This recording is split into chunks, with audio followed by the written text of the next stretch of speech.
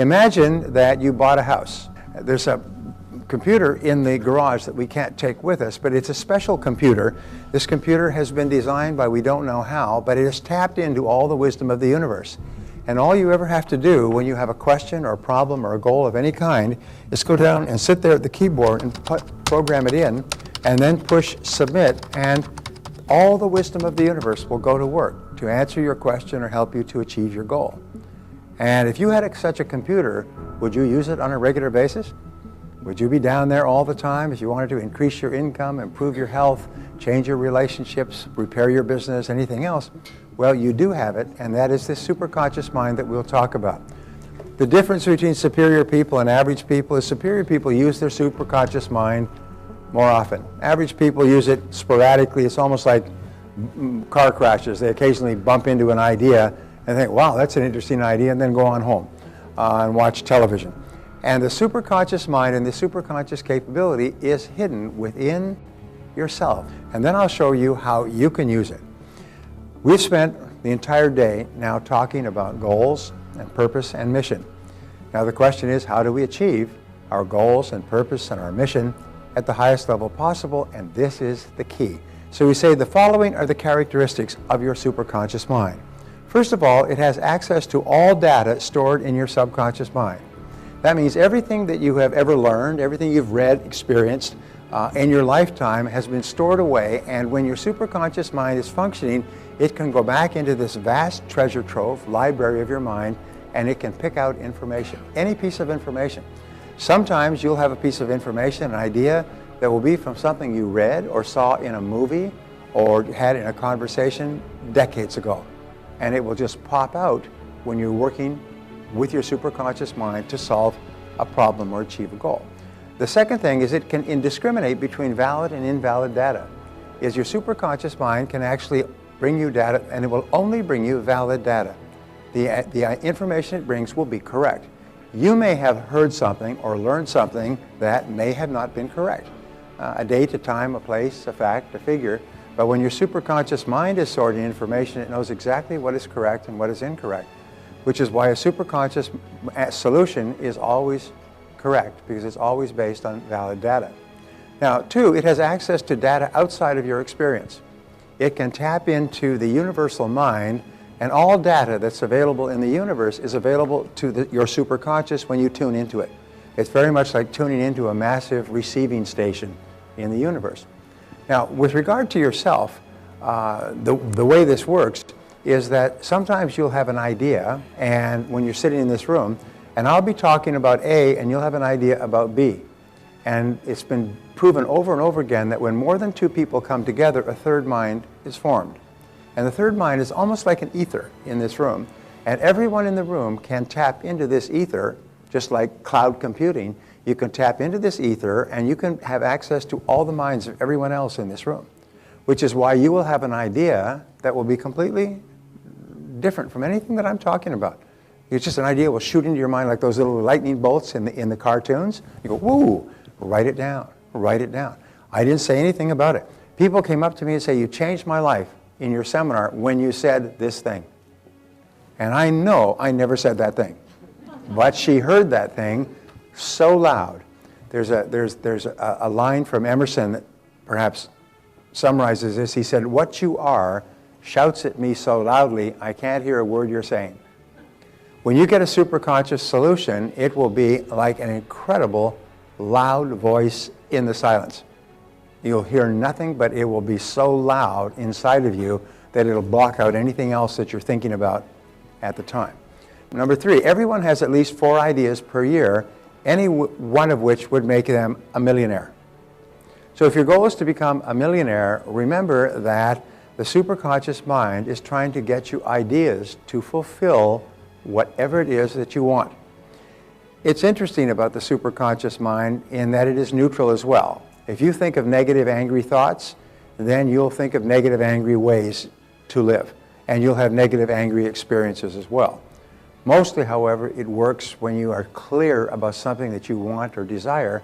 It'll start to bring you ideas to achieve it. Many times you'll driving along, and you'll have an idea for a product or a service or something that you could do that would serve other people. And you say, why doesn't somebody do that? I mean, why doesn't somebody offer that? And the only difference between you and someone else is someone else took action on it. And then a week or a month or a year later, you'll look around, somebody will come out with that idea and they'll make a fortune. You say, I thought of that a year ago. Remember I told you about that? Why doesn't somebody do that? And they'll say, yes, but somebody else took action. Somebody else took action on it. One of the hardest things of all is to trust your own ideas. People say, well, if I thought of it, it can't be any good. Because after all, it's only me. So there must be something flawed with the idea. But it's astonishing how many people have created wonderful lives with an idea that was completely outside anything they'd ever done before. So listen, the ideas are coming, the ideas are there, and they shoot through your mind. Many people will carry a little recorder. Many people will carry a little notebook. They'll put a notebook by the edge of the bed. They'll stop the car and write it down quickly. Because very often, the rule is what you're seeking for is seeking for you. What you want wants you. And so when you decide that you want something, it's time to tune in and get it. Say number 3, it functions 24 hours a day. That means once you have programmed a goal, as you have, both a goal and a mission, a major goal, and the more detailed you write out the goal, the more the superconscious mind can just really get its powers into it.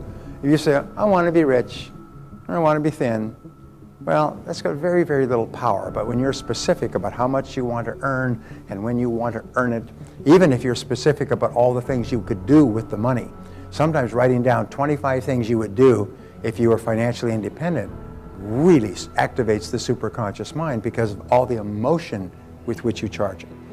Remember, if you have a thought without an emotion, it has no impact. If you have an emotion without a thought, it has no direction. But if you have a thought of something you want, combined with an emotion of excitement and confidence and happiness that you can achieve it, it's like a powerful bullet, and it activates all your mental powers. Once you program the goal in, which you have done by writing it down, it goes to work 24 hours a day. And it's sort of like planting seeds. If you plant grass seed, what will happen is the grass will spring up in a day or two. If you plant a bamboo tree, what happens with a bamboo tree? Well, if you ever heard the story of the bamboo tree, is you plant a bamboo tree and you water it and you fertilize it and nothing happens. You water it and you fertilize the seed, nothing happens for a year. And you keep doing that, nothing happens for 2 years, and you keep doing it, nothing happens for 3 or 4 or 5 years. In the 5th year, it grows 60 feet into the air. It suddenly germinates and explodes into the air. And sometimes it's the same with a career or a goal or a book. Look at, what is her name, Rawlings, who had this fantastic idea to write the Harry Potter book for her children, working on welfare.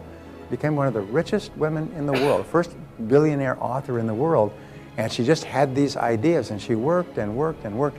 So sometimes some seeds will grow quickly, some seeds will take longer. What you do is you just have to keep watering and fertilizing with confidence and faith until the seed springs into flower. So it's working 24 hours a day while you're awake, while you're sleeping, while you're busy doing something else.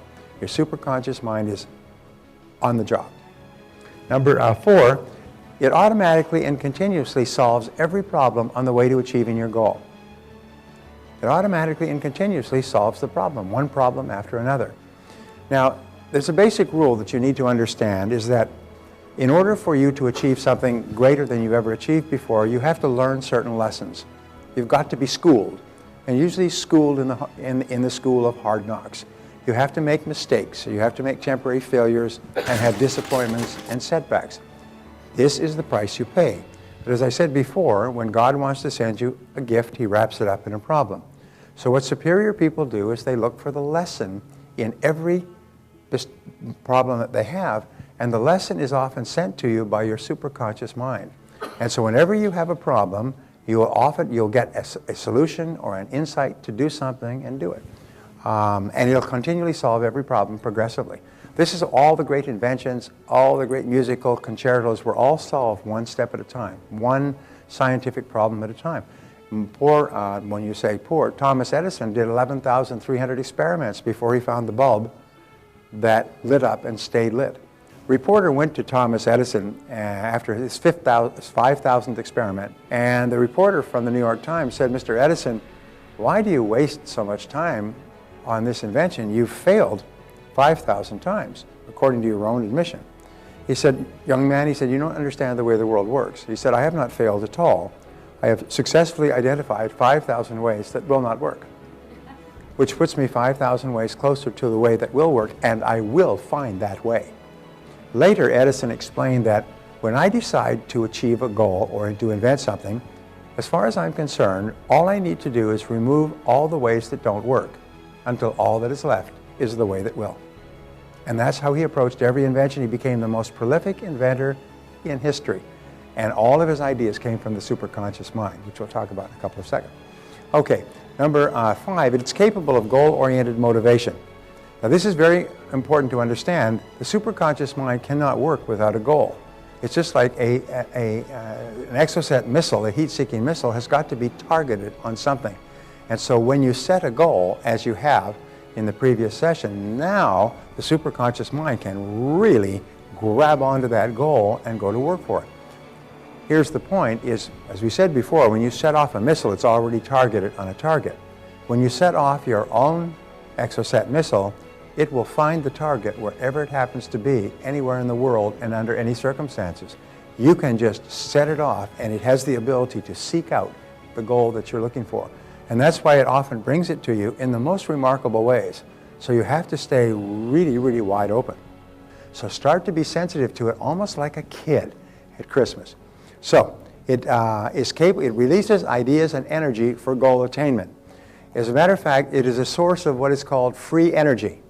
Now, free energy is the energy that Nikola Tesla, the great electrical genius, was able to tap out of the air and light up an entire studio.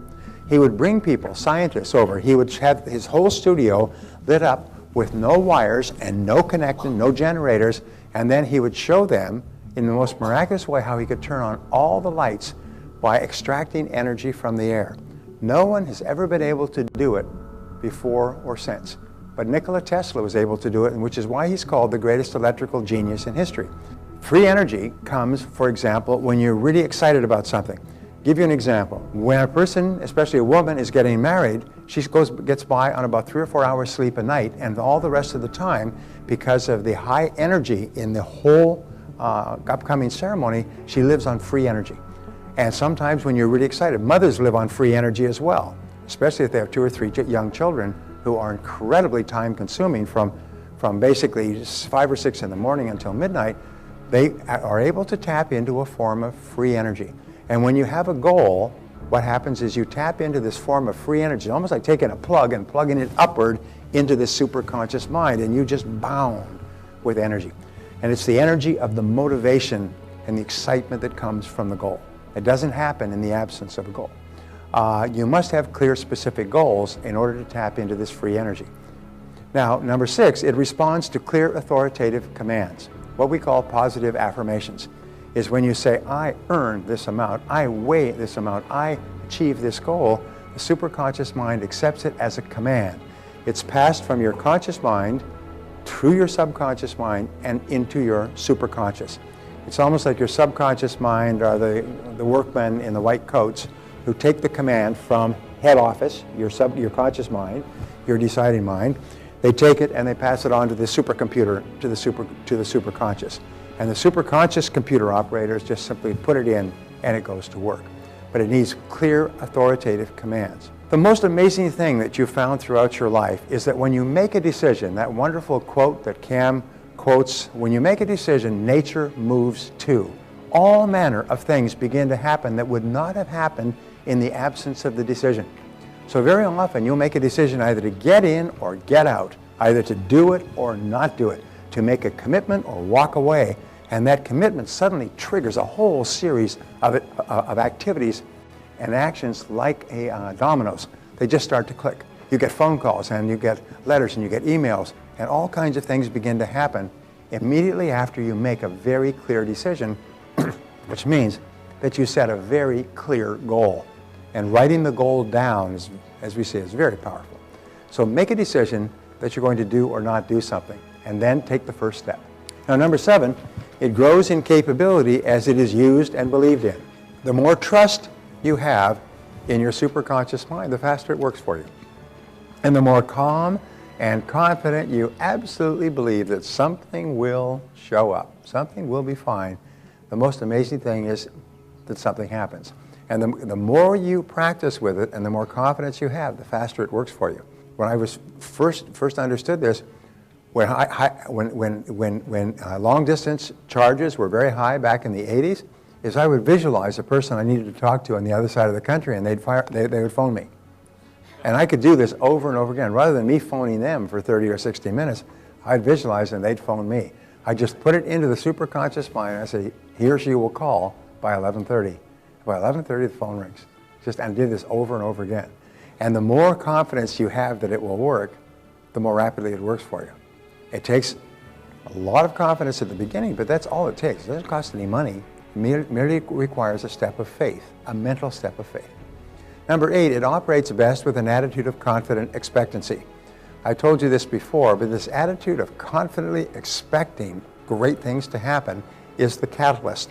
It's almost like the ether in the air that causes the superconscious mind to activate even faster. So when you confidently expect that your goals will be reached, your problem will be solved, that everything will be well, when you confidently expect it, it just seems to come into reality. And the more it happens, the more you believe it. The more you believe it, the better and faster it works. And there are many people who just get into tuning, almost like you get onto a beam when you're landing a plane. They get onto the beam of their superconscious mind, and they just stay on that beam, and they just do what feels right all the time. And they never make another mistake. And they make more progress in a few weeks or a few months than many people who are all over the place make in years, if they make any progress at all. Number 9, it operates best under 2 conditions. The first condition is when you are concentrating 100% on the problem. 100%, you're just totally focused on the problem. And I'm going to give you a method to stimulate your superconscious a little bit later. But when you're totally focused on the problem, suddenly ideas pop out. And that's why the very first thing you do when you have a problem is to write down every detail of the problem. When you have a goal, you write down every single thing you could think of that would help you to achieve the goal. And the more you write, 10, 20, 30 things, the more likely it is that something will pop off the page. You hadn't even thought of it, or you may have thought about it years ago and suddenly it's there again. You may have pulled it out from deep in your memory and suddenly, and that's the key. That's what will make this work. And the other time is when you are concentrating 0%, when your mind is busy elsewhere. So if you have not been able to solve the goal by focusing on it single-mindedly, then walk away. This is taught, by the way, in all scientific schools, is you focus on the subject single-mindedly and then walk away from it and just let it go. And at a certain point, pow, the idea comes in. Go take a vacation, go for a sleep, take a nap, go for a walk, take the weekend off, get completely rested. It's called cerebration. That's the word, not celebration, but cerebration is where you let all the details kind of stew in your mind and bang up against each other until they knock off the spark of the right answer. So cerebration. Number 10, it brings you exactly the solution you require at exactly the right time. I remember I was flying back from Vancouver to Edmonton. I was going into a very, very highly charged business meeting on a very, very difficult subject, and I was just in a state of complete agitation. And then what I did is I did the quick affirmation technique. I relaxed completely, visualized that this meeting goes exactly well, exactly perfectly. And as I walked in the door of the meeting, they're both waiting for me like lions waiting for fresh meat. As I walked in the door, the answer came full-blown in my mind. And I just simply expressed the answer and it solved the problem completely. I still remember after that, I could not believe it. So therefore, when you're working for a solution too, very often the solution will come at exactly the right moment for you, but it is time dated. You must act immediately. Let us say that you think of a goal, and the first thing that pops into your mind is phone so-and-so and ask him or her about this. And so when you get that, do it immediately. Sometimes you'll pick up the phone and call immediately and they say, I'm glad you called. I was just leaving for the airport. I'm going to be in Europe for a month and out of contact. And if you had called them an hour later, they'd have already been gone and you wouldn't have been able to get through to them. Today, of course, you can with cell phones. You can get through to anybody. But the point is, when you get the idea, move quickly because it's time dated. And sometimes it's dated only for a few minutes. All right? Now, number 11, it will bring you the experiences you need to be successful. we learn 10 times more from a failure experience than from a success experience. So here is a lesson. If you are going through or you have been through a failure experience, let's say a temporary failure experience, take a piece of paper and write at the top of the page, what have I learned from this experience? Or what lessons have I learned from this experience? Whether it's business or personal or relationships or selling or anything else, and then write down everything you learned. And you'll be astonished at how much you have learned that if you don't write it down, you won't remember and you'll have a tendency to repeat. But what happens is when you write down everything you've learned from your negative experience, you program that in and you'll be astonished at how many lessons you can get from one setback. So it'll bring you the experiences. So when you get a setback or a difficulty, you say, aha, this has been sent to me to help me achieve my biggest goal. I wonder what the lesson is that I meant to learn in this experience. And my promise to you is if you look into every experience for a lesson, you'll always find at least one. And sometimes the lesson you'll find will be priceless and it will change your life forever. But you don't find it if you're not looking for it. So you've got to look for it. Don't turn on the TV and have a drink and say, whoa, life's a bitch, and then you die.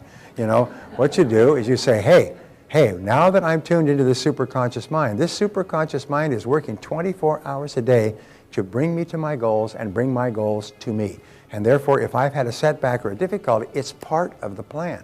All right, a good technique to use is the end of the movie technique. Well, you play the end of the movie technique.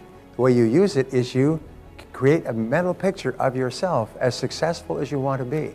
Living in a beautiful home, money in the bank, perfectly healthy, wonderful family, doing work that you enjoy.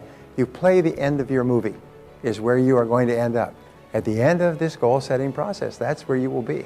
And you just play that, and no matter what happens, the drama and the setbacks and the reversals and the difficulties and everything, from then on, hey, just relax. Hey, it's all part of the movie. I know how the movie ends. I wrote the movie, and I wrote the ending, and the ending is I have everything that I want to make me happy.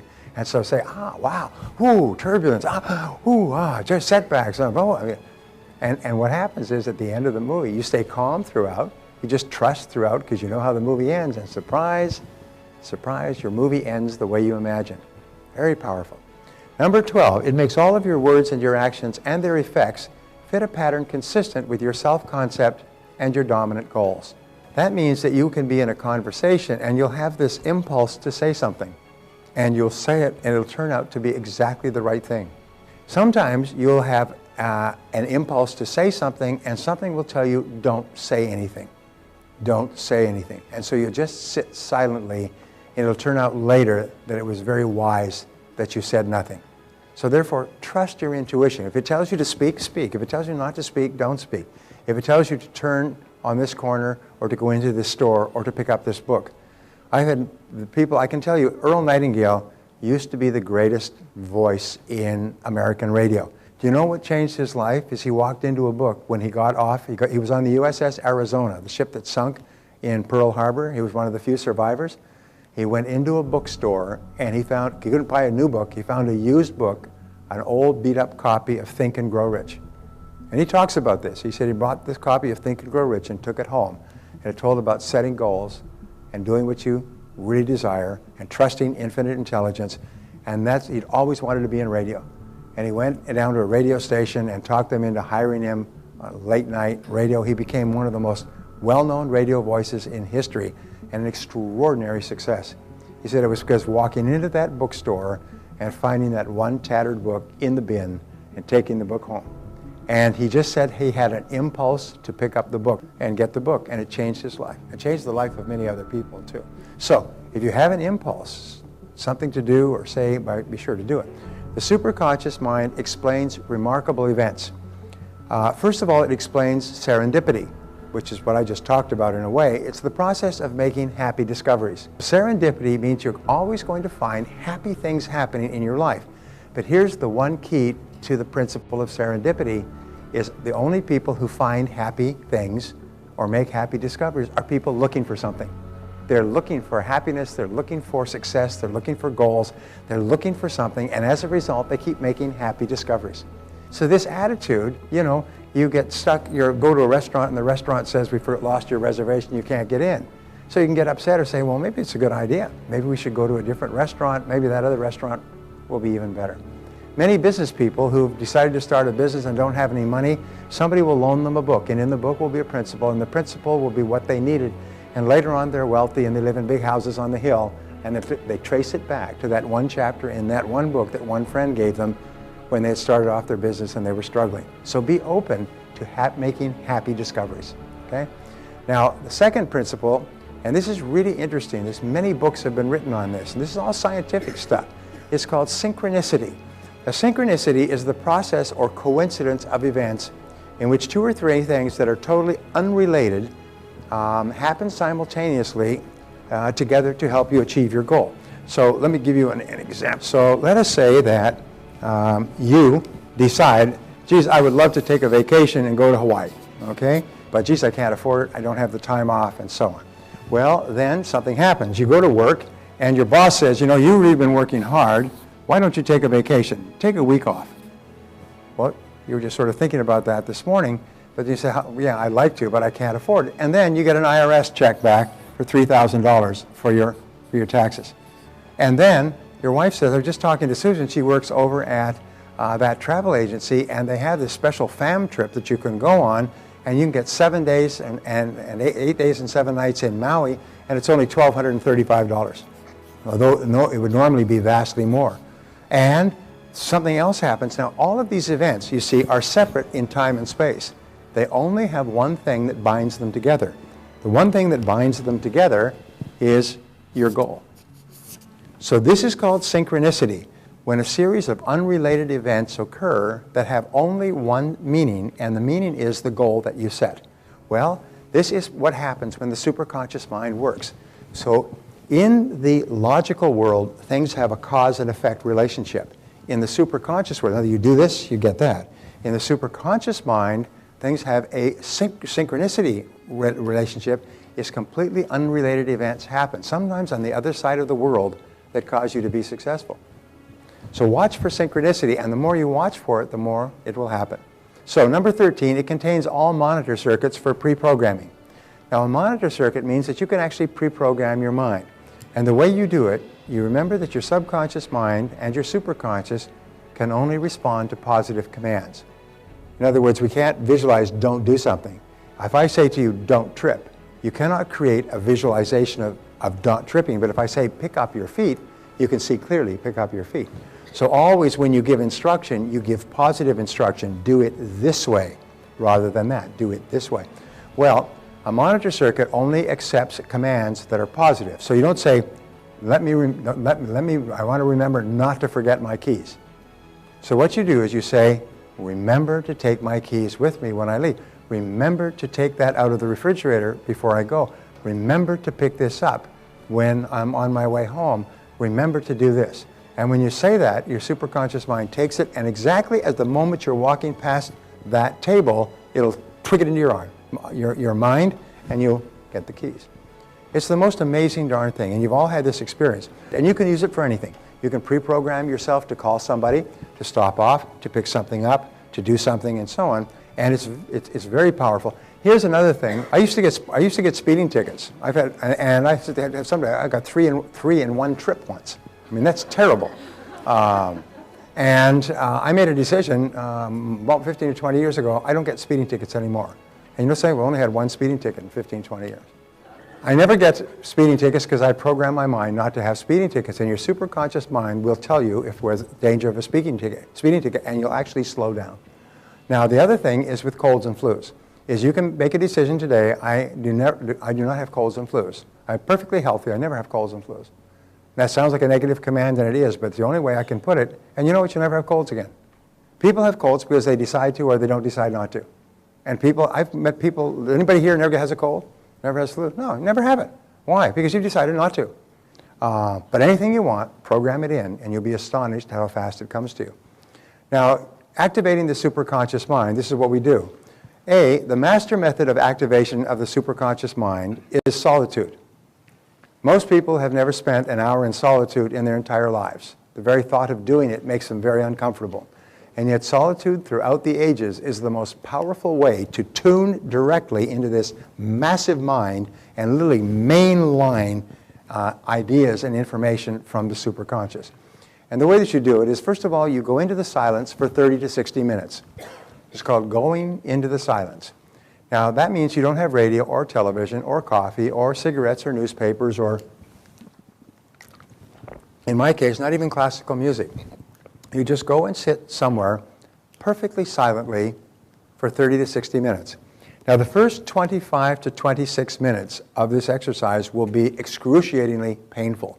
You will twist and turn. You'll want to get up and go something and adjust a picture frame and make a phone call. It's almost like you've got ants inside you because it's so hard to sit absolutely perfectly still, relaxed for 30 minutes.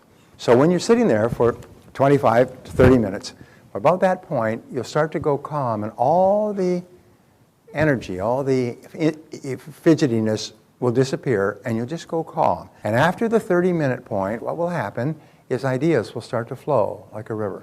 They just start to flow through your mind.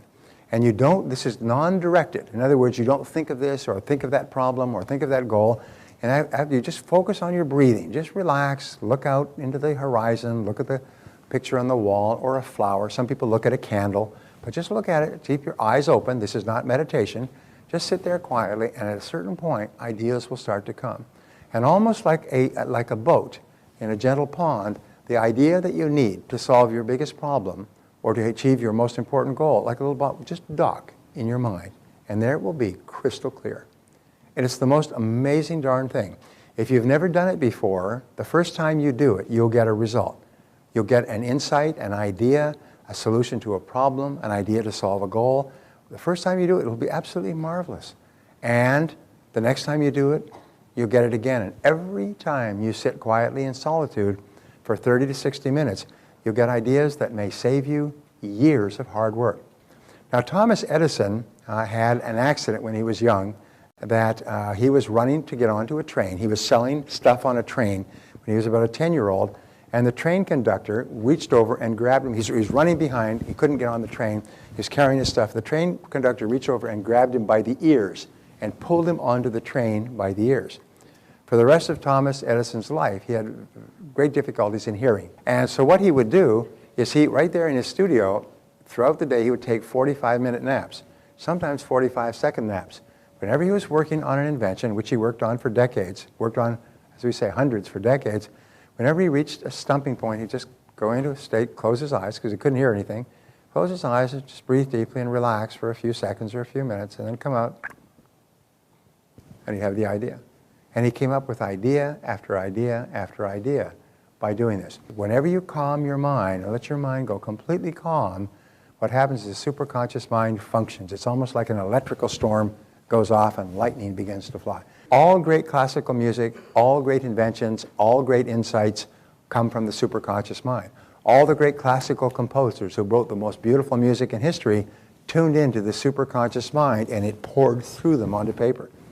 Earl Nightingale once said, people who start to listen to their intuition, if you do, you'll never make another mistake. You'll never make another mistake if you listen to that inner voice, because the inner voice will always be true and will always be correct. So we say activating the superconscious mind, another way, is to define the problem or goal clearly. Gather information, talk to other people, do as much research as possible. Don't try to figure it out yourself. Concentrate single-mindedly on the problem. Don't try to do a whole bunch of other things. Just keep focusing on this one problem, this one goal, this one obstacle, and then release it and get your mind busy elsewhere.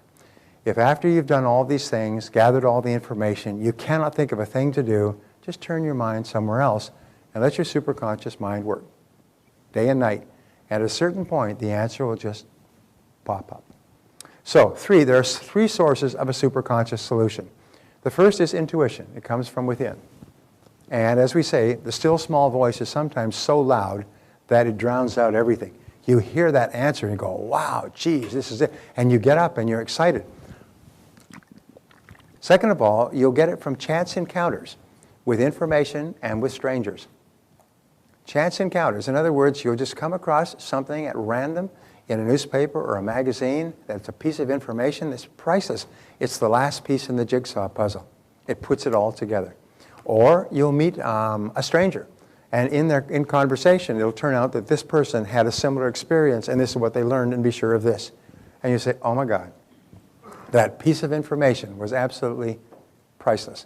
So be alert to it. Once you have a goal, your intuition, your superconscious mind will be trying to get the answer to you. Like a person rushing through the crowd shouting at you as you're getting away, this superconscious mind is trying to get the answer to you. Hey, I've got the answer. Listen, stop and listen.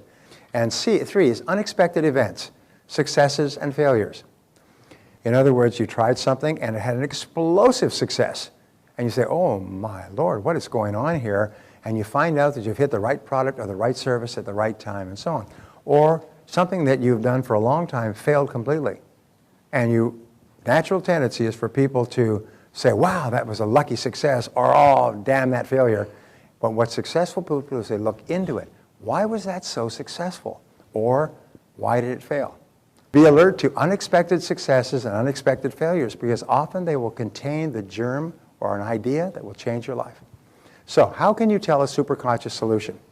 Number one, when the answer comes, it will be 100% complete, and it will be simple.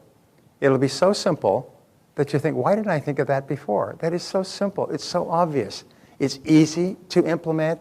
It will be within your resources. You won't have to get anybody else's permission or help. It's something that you can do, and you hit yourself like this. How could I not have thought of that? It will be a blinding flash of the obvious. It'll be so obvious that you'll just be surprised you hadn't thought of it. And three, it will be accompanied by a burst of energy and joy.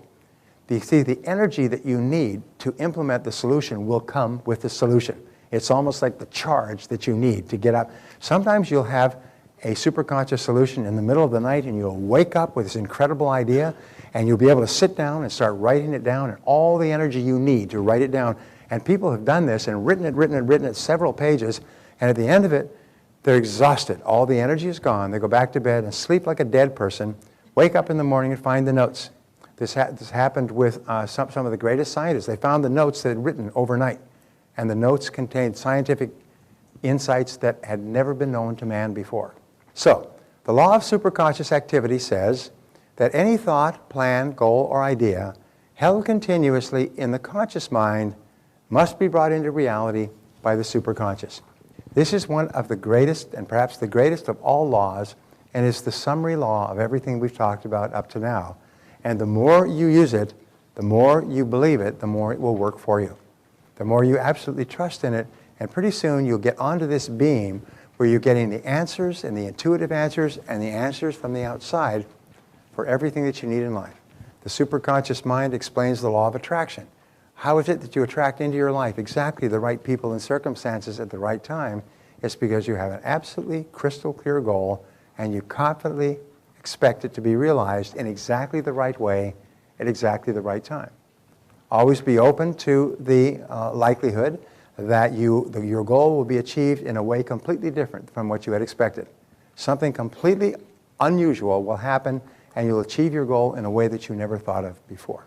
When you're completely positive about yourself and your future, and you have very clear written goals, plans, and priorities, you tap into the greatest power in the universe. And what you can accomplish in the next weeks and months and years will stagger and completely amaze you.